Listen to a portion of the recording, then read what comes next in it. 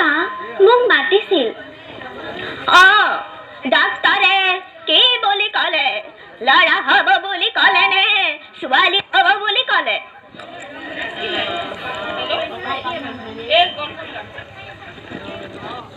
ঐ তাই চাপ পৰা মানুহজনীৰ দৰে জঠৰ হৈ ৰলি যে কিবা সুধি আছো শুনিছনে নাই এইজনীচোন মুখেৰে মাত নোলোৱা হ'ল ক ল'ৰা হ'ব বুলি ক'লে নে ছোৱালী হ'ব বুলি ক'লে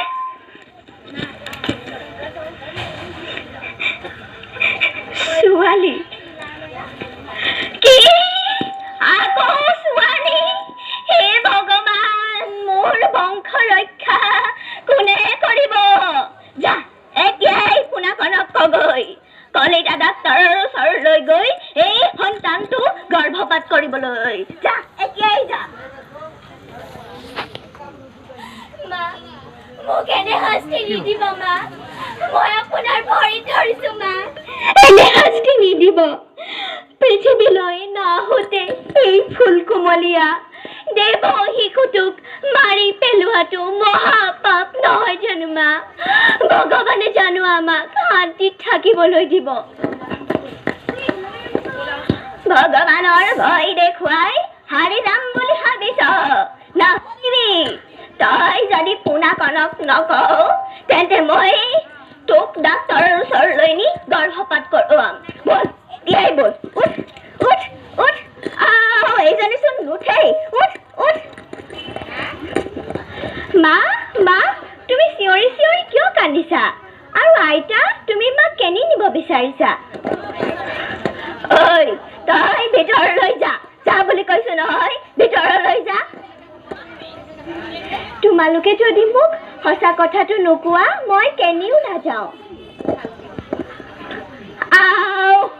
এইজনীচোন জোক লগা দি লাগি ধৰিলেহি ইমানেই যদি জানিব বিচাৰিছ তেনেহ'লে শুন তোৰ মাৰে আকৌ গৰ্ভৱতী হৈছে ডাক্তৰে কৈছে তহঁত দুজনীৰ নিচিনাকৈ এইবাৰো হেনো ছোৱালী সন্তানেই হ'ব মোৰ বংশ ৰক্ষা কৰিবলৈ ল'ৰা সন্তানৰহে প্ৰয়োজন মই এই সন্তানটো গৰ্ভপাত কৰোৱাম কি আপুনি জানেনে গৰ্ভস্থ সন্তানৰ লিংগ পৰীক্ষা কৰা আৰু ভ্ৰূণ হত্যা কৰা দুয়োটাই আইনমতে দণ্ডনীয় আৰু ইয়াৰ বাবে আপোনাৰ জেল হ'ব পাৰে কি জেল হ'ব পাৰে হয় আইতা আপোনাৰ জেল হ'ব পাৰে আপুনি এগৰাকী নিজেই নাৰী হৈ নাৰীৰ দুখ নুবুজিলে আৰু কোনে বুজিব বৰ্তমান ভাৰত চৰকাৰেও নাৰীক সন্মান জনাই বেটি বচাও বেটি পঢ়াও শ্লোগান দি সমাজত সজাগতা বৃদ্ধি কৰিছে আৰু বিভিন্ন আইন প্ৰণয়ন কৰিছে দেশৰ বহু কেইগৰাকী নাৰীয়ে পুৰুষৰ সমানে সমানে আগবাঢ়ি গৈ দেশৰ নাম বিশ্বৰ বুকুত উজ্বলাই তুলিছে যেনে কল্পনা চাওলা হিমা দাস মেৰী কম প্ৰতিভা দেৱী সিং পাটিল আদি বহু কেইগৰাকী নাৰীয়ে বৰ্তমান সময়ত দেশক নেতৃত্ব দি আগবাঢ়ি গৈছে আপুনি জানো নিবিচাৰে আইতা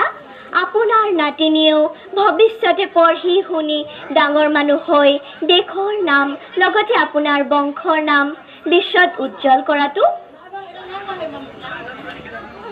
তই ঠিকেই কৈছ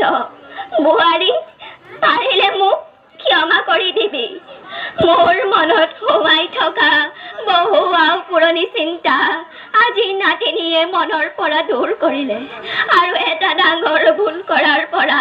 মোক ৰক্ষা কৰিলে মোৰ তিনিজনী নাতিনীয়ে ভৱিষ্যতে পঢ়ি শুনি ডাঙৰ মানুহ হৈ দেশৰ নাম লগতে মোৰ বংশৰ নাম বিশ্বৰ বুকুত উজ্বলাই তুলিব ধন্যবাদ